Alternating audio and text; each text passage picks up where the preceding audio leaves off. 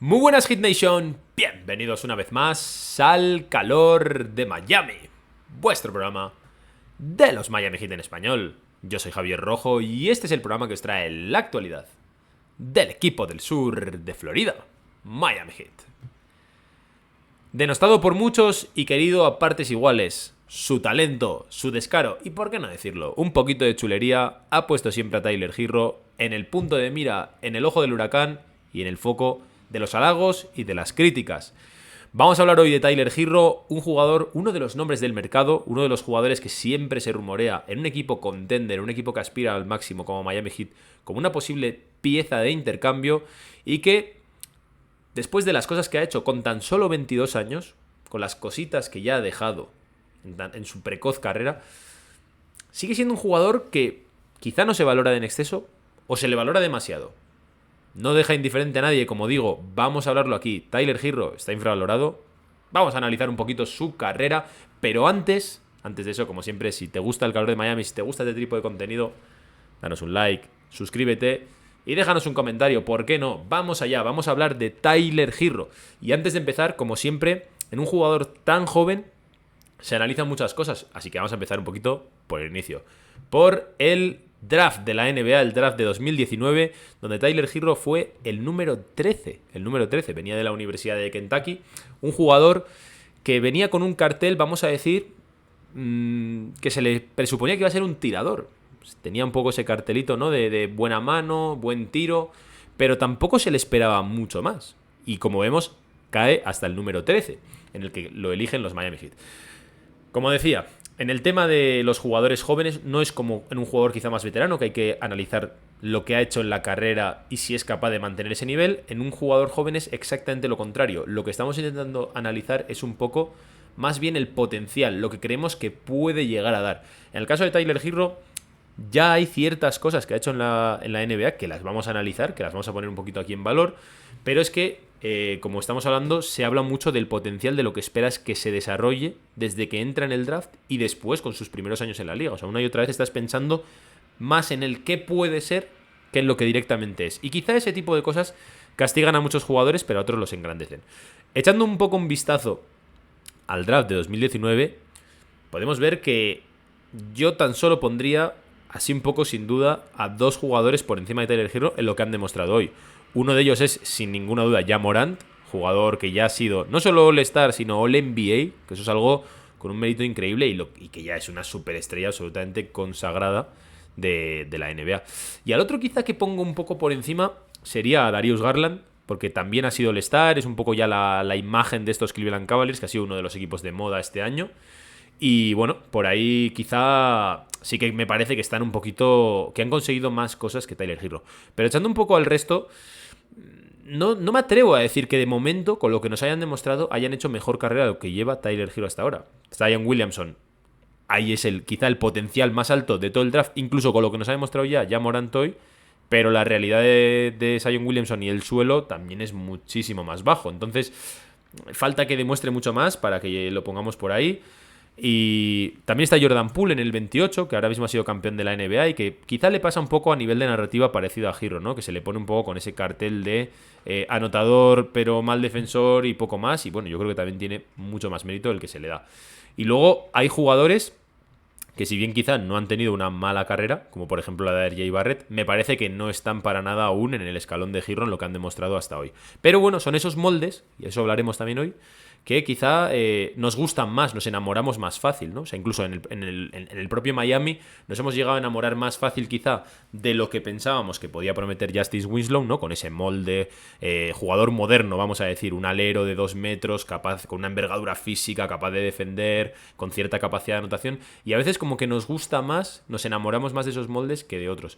Pero la realidad es que Tyler Herro, si echas un vistazo al draft, es que prácticamente está siendo un pick 13, no es el 1, ni el 2, ni el 3, está prácticamente ahí arriba. Y fijaos en todos esos jugadores que han salido por delante, como DeAndre Hunter, Culver, Kobe White, Jackson Hayes, Hachimura, Reddish, Cameron Johnson, PJ Washington. De hecho, los propios Knicks, si en vez de draftear a R.J. Barrett hubiesen drafteado a Herro y hubiese tenido esta carrera, seguramente estarían más contentos de lo que están con Barrett, ¿eh? Y a mí me gusta Barrett, lo digo desde ya. Pero bueno, hay que poner un poquito en valor de dónde parte Hero, cuáles eran las expectativas que había con él. Como veis, no eran muy altas, es un pick 13, tampoco esperas por ahí que te salga ninguna potencial estrella. Y Tyler Hero, desde el principio de su carrera, ya va dando pasos de gigante. Hace una Summer League espectacular con Kendrick Nunn, que también se destapa, y otros jugadores jóvenes. Y en un equipo en el que acababa de llevar Jimmy Butler, un jugador joven en el que de repente ese equipo parece que toma forma todo de una. Tyler Hero encaja como un guante y empieza un poquito esta historia, esta andadura de Tyler Hero. Vamos a ver un poquito algunas cositas de su andadura rookie.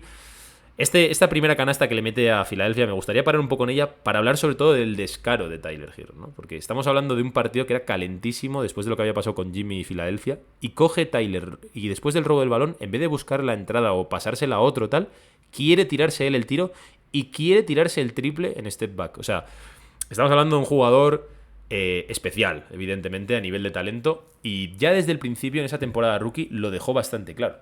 Una temporada rookie que está, para mi gusto, mucho más marcada en cuanto a flashes que en cuanto a regularidad. Y es algo que me parece que se puede comprender, porque al final, bueno, pues Tyler Hero es un jugador muy joven, evidentemente. En ese momento tenía 19 años, o sea, no tenía ni la edad legal para beber en Estados Unidos.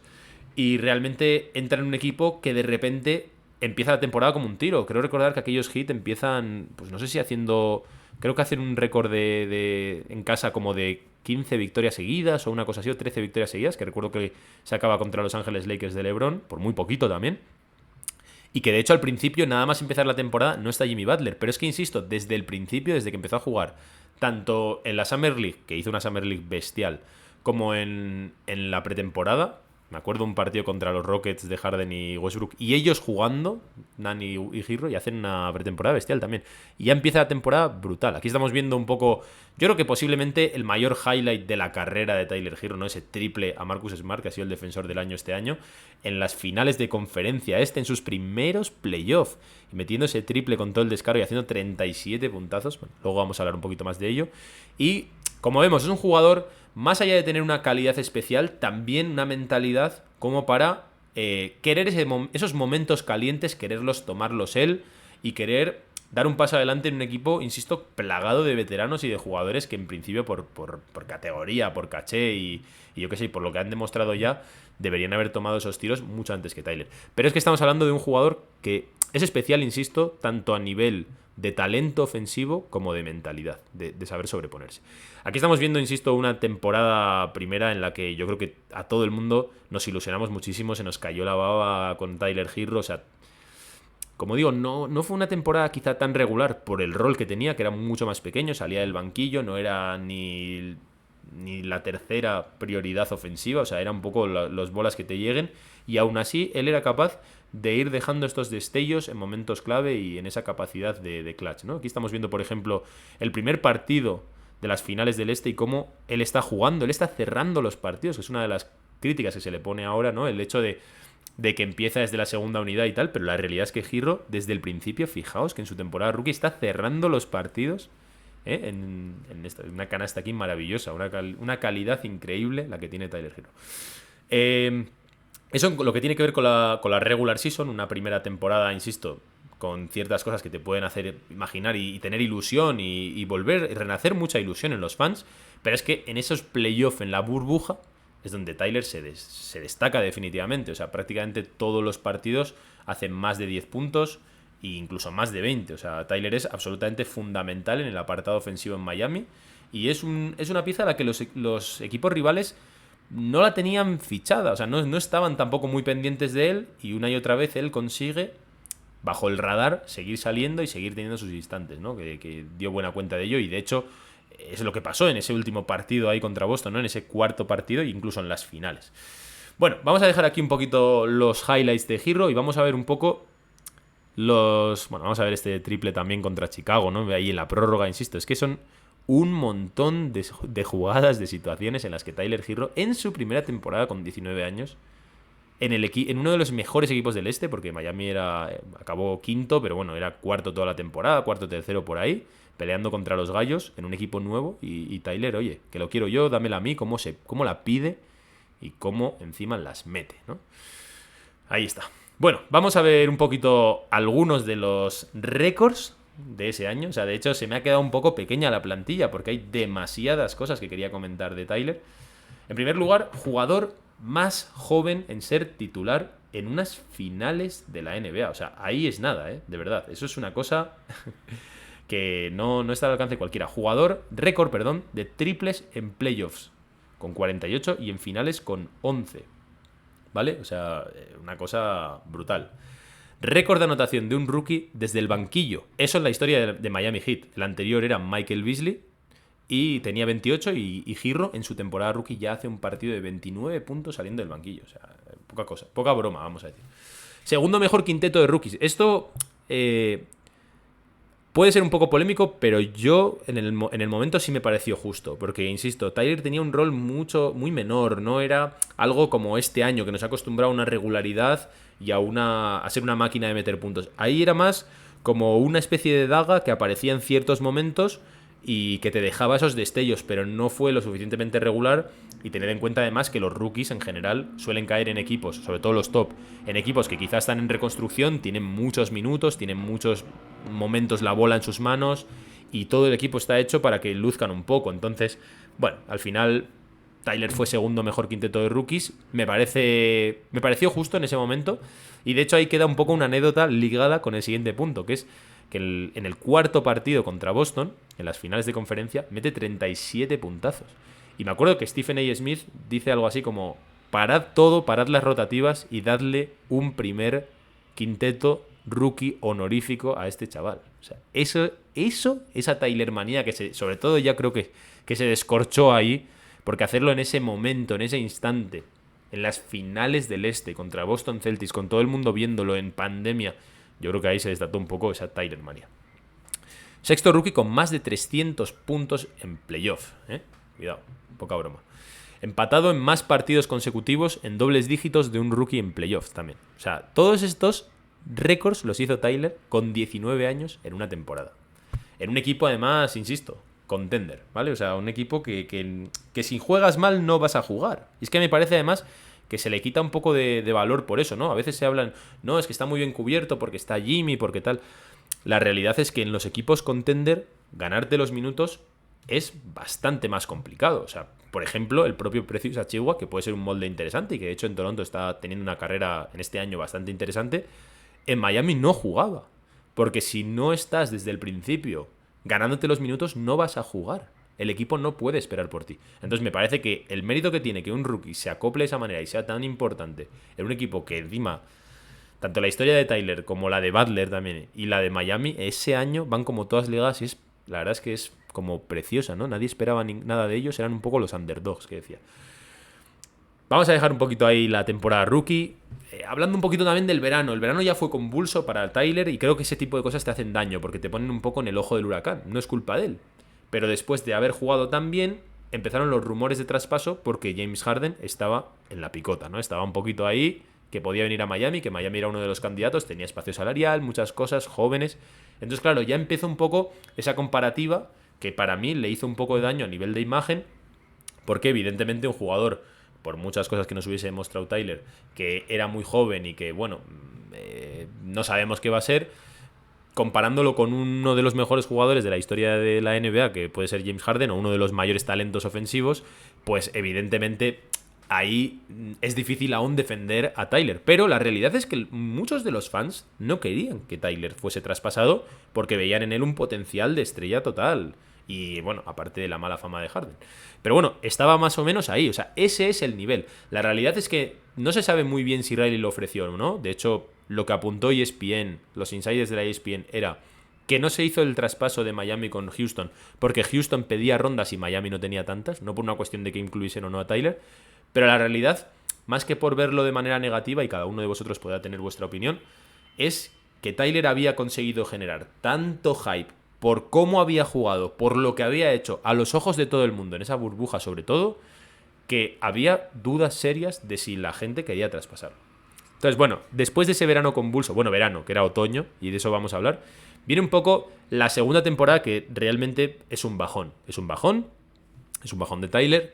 A pesar de que numéricamente es mejor, porque la primera temporada rookie promedia como unos 13 puntos, en la segunda hace 15 y en esta última hace más de 20, la realidad es que la segunda temporada es un poco bajón. O sea, por una parte se esperaba una explosión ya definitiva de Tyler y tal, que no se da.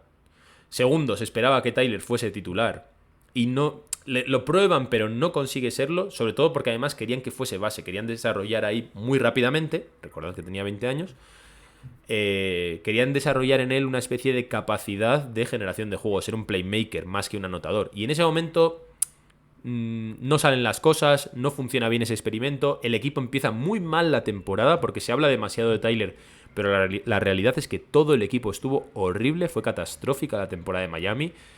Estuvieron muchos meses como el 14º del este, 12º, cosas así. Y realmente nadaron y nadaron para morir en la orilla, quedando sextos del este y perdiendo, siendo barridos en primera ronda. Entonces, me parece que es excesivamente crítico con Tyler en esa temporada, que yo también, por ejemplo, lo critiqué bastante, porque la verdad es que esperábamos todos mucho más y estábamos viendo a un jugador muy diferente. No tanto en el apartado defensivo, que es una de las cosas que más se le ha criticado, sino en el apartado ofensivo. No llegaba a ver ahí no llegaba eso a estar engrasado del todo lo suficiente como para considerar que veías un poco, por lo menos el mismo jugador que habías visto en la temporada rookie. Pero creo que hay un tema que me parece que exculpa bastante esto, y es que Miami tuvo tan solo 2 semanas de descanso entre temporada y temporada. O sea, Miami acaba las finales en octubre y el training camp y la pretemporada y todo eso empieza a finales de octubre, principios de noviembre. O sea, realmente tienes 2 semanas de descanso. Entonces, hay mucha gente que puede decir, bueno, pero eso para un jugador veterano, que igual le pese más las piernas, tal, pero a Tyler, que es joven... Ya, pero es que precisamente por lo joven que es y porque es tu primera temporada en la NBA, no estás adaptado al ritmo de partidos, ni a la presión, ni a la exigencia, ni al foco mediático, ni a nada de eso. Y mentalmente, que es una cosa que me parece que se infravalora demasiado en los deportistas de élite, el no poder desconectar de verdad, poder tener un tiempo además tú para hacer tus propios workouts, tus propios talleres de mejora de las cosas que quieres trabajar, no hubo nada de eso. Entonces, tanto él como el equipo se hundieron. Y ahí vienen unas cuantas de las críticas que pueden hacer, ¿no? Un poco las razones que hacen dudar, sobre todo a los escépticos. Vamos a orientarnos un poquito aquí en por qué quizá Tyler está infravalorado. Para mí, una cosa que no viene aquí es que me parece que el hecho de que Tyler siempre esté en los rumores de traspaso es algo que quizá le hace un poco perder el valor. Pero bueno, vamos a hablar. La primera y quizá la más importante sería la capacidad defensiva, ¿no? Que es un poco el gran debe de este jugador. Evidentemente no es un gran defensor, no parece que nada indique que vaya a ser un gran defensor por esa estructura física que tiene y tal. Y eso, evidentemente, bueno, pues le juega un poco malas pasadas. En segundo lugar, otro de los clásicos argumentos de los escépticos. Encasillado como sexto hombre, ¿vale? Es una realidad, y eso lo vamos a ver ahora cuando hablemos de la temporada vigente, que es que Tyler en la primera temporada, siendo rookie, sale del banquillo y bueno, tiene un poquito ese rol. A pesar de que, insisto, cierran los partidos. En el segundo año no cuaja esa posibilidad de que acabe siendo titular y sea playmaker, y en esta tercera temporada ha sido totalmente desde el banquillo. Spoelstra no ha querido cambiarlo. La realidad, a mi modo de ver, es que en el tema este de sexto hombre, yo creo que ahí Spoelstra no le ha hecho del todo un favor, porque yo creo que Tyler, si bien es cierto que no quería tocar lo que funciona, insisto, porque hay una presión diferente que en otros equipos que no están aspirando. O sea, la presión de Miami es ganar, no va en el mismo camino que desarrollar a Tyler. O sea, hay que desarrollar a Tyler para ganar ya, pero si Tyler no está, pues no sale, ¿sabes? Entonces, creo que ahí no se ha atrevido del todo Spoelstra a hacer esos experimentos para el desarrollo positivo de Tyler, y eso le ha encasillado un poco a la opinión general de que es un jugador que no puede ser titular a día de hoy. Y ese tipo de cosas le hacen mucho daño tanto al jugador como a los propios Heat, porque también ahora mismo para poder traspasar pierde cierto valor Tyler, porque no hay una certeza de que siendo titular pueda, pues digamos, jugar al mismo nivel. Después, otra de las cosas que se suele decir, desaparición en playoff. A mí esta me parece especialmente injusta. Y es verdad que venimos ahora mismo, tenemos un poco el sesgo de la recencia, ¿no? De lo que acabamos de ver. Y es verdad que evidentemente Tyler no ha estado al nivel en estos playoffs al que ha estado el resto de la temporada. Eso es verdad. Pero en su temporada rookie acabamos de ver que en playoff él fue donde realmente destacó. Entonces, no me atrevo a decir que cuando llegan los momentos calientes no sale adelante. O sea, precisamente lo que nos ha demostrado Tyler Herro es justo lo contrario. Y de hecho, después de esa segunda temporada tan mala, tan dura y tan crítica con él y con su vida personal, Miami Lifestyle, que vamos a hablar ahora, él en la tercera viene completamente enchufado y se rehace mental, física y deportivamente. O sea, creo que ese tipo de cosas también hay que ponerlas muy en valor en cuanto a lo que hablamos de la desaparición en playoff, en la que además en los últimos partidos se demostró que él estaba bastante lesionado. No sabemos hasta qué punto ahí había una lesión más fuerte o menos, pero bueno, eso, la llegada de Oladipo, lo que les estabiliza, hay muchas cosas ahí y yo creo que ahí es un poco injusto. Y luego con el tema de la vida personal, una de las cosas que más se habla, aquí leemos con todo ese swag, con esa chulería, ¿no? Típica de Tyler, con esa autoconfianza que desprende. Pero la realidad es que en cuanto a la vida personal de Tyler, fue muy criticado cuando jugaba mal, ¿no? Que es esa segunda temporada en la que me parece excesivamente especial. Es la temporada quizá más especial de la historia de la NBA, o sea, junto con las de Lockout o así. El hecho de que de que haya equipos que hayan tenido una offseason tan diferente, algunos de 5 meses y otros de 2 semanas, o sea, realmente me parece difícil de tomarlo por ahí. Pero la realidad es que a Tyler siempre le ha alabado el tema de la constancia en el trabajo, de su ética de trabajo y sobre todo de su mentalidad de querer ser el mejor y de trabajar por ello. Y eso es una cosa que es así. O sea, de hecho, en esta última temporada, que ahora hablaremos de él, que ya sabéis todos que ha sido el sexto hombre del año y ha hecho una temporada maravillosa, su vida personal, para los que lo hemos estado viendo en redes sociales, ha sido exactamente la misma. Ha seguido con la misma modelo, ha sido padre, ahora va a ser padre otra vez, su estilo de vestimenta, o sea, él no ha cambiado nada. Pero cuando ha jugado bien, nadie ha hablado de su vida personal. Por lo tanto, cada uno podrá tener un poco su imagen y lo que le parece la vida personal. Por ejemplo, a mí tampoco... Yo creo que también es un poco una cuestión más de cultura americana y tal. Yo, por ejemplo, siendo europeo, yo también me gusta un poquito algo más discreto. Pero lo que es una realidad, o creo que es una realidad, es que en el apartado deportivo no es algo que le haya pesado excesivamente a Tyler. Y eso creo que hay que también ponerlo en perspectiva porque se habla mucho de él, de que le gusta mucho la fiesta y de que es un parrandero. Y la realidad es que lo que tiene que ver con el baloncesto siempre ha sido un profesional como la Copa de un Pino. A mi modo de verlo, por lo menos. ¿Vale?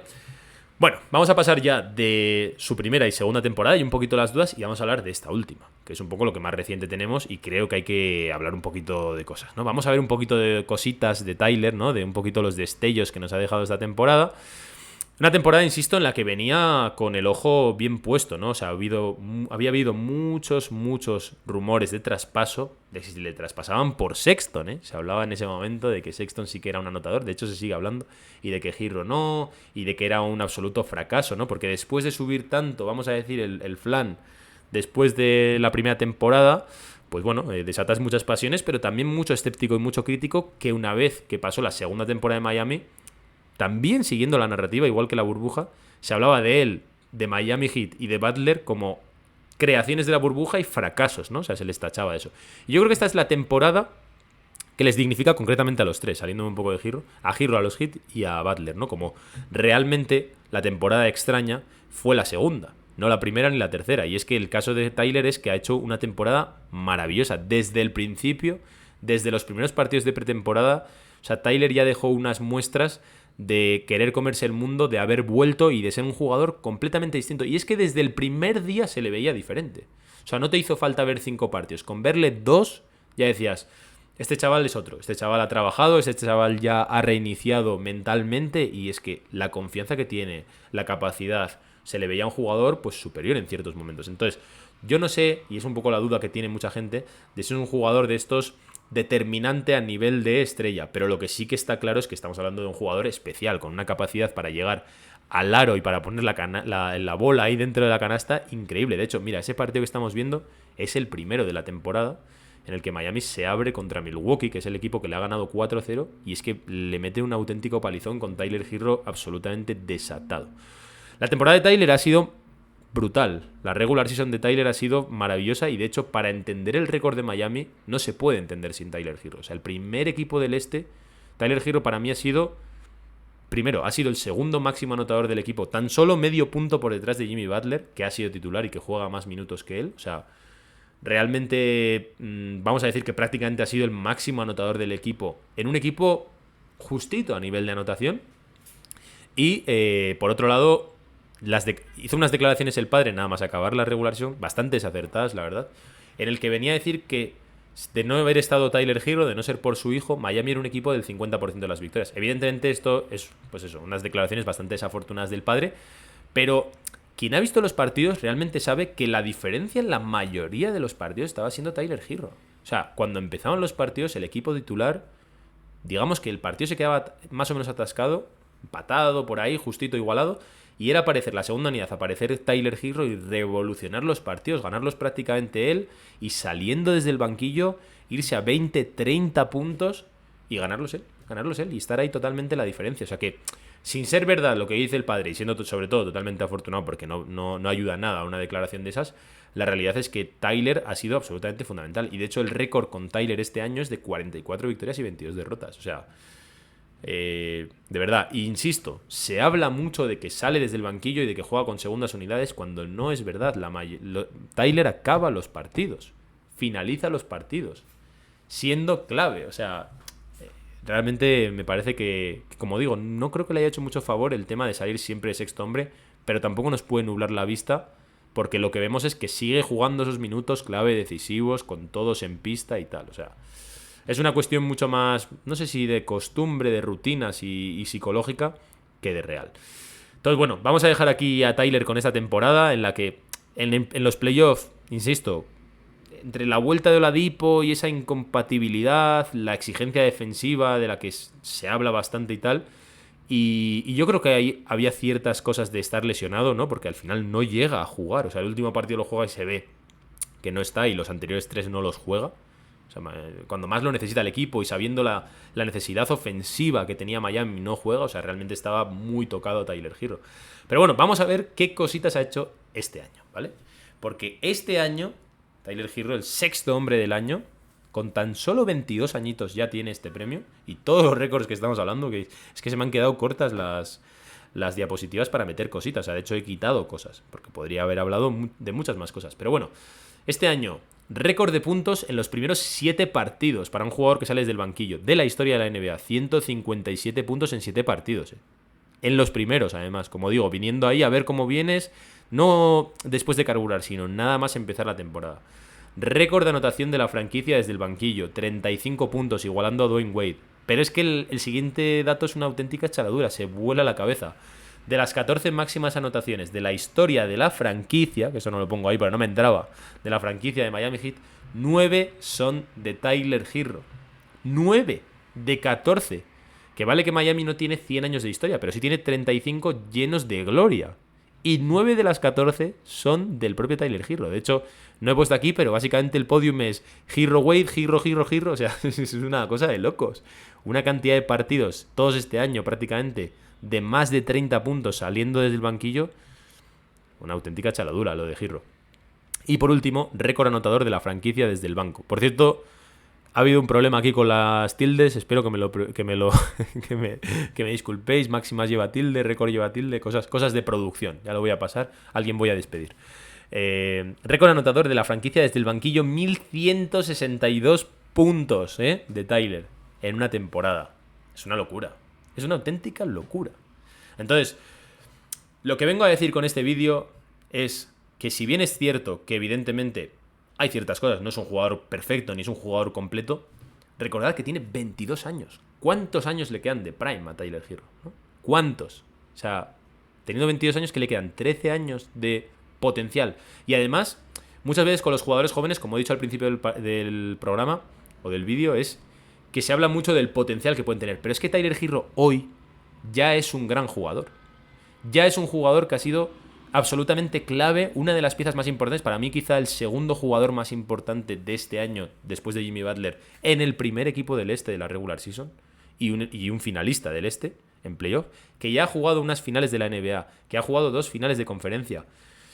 Yo creo que a Tyler Herro, si bien es cierto que mucha gente le gustaría traspasarle porque la ventana de este equipo de Miami quiere competir ya por el anillo, y estando Kevin Durant o algún jugador de ese calibre, lo quieres hacer, ¿no? Por una cuestión de dar ese upgrade.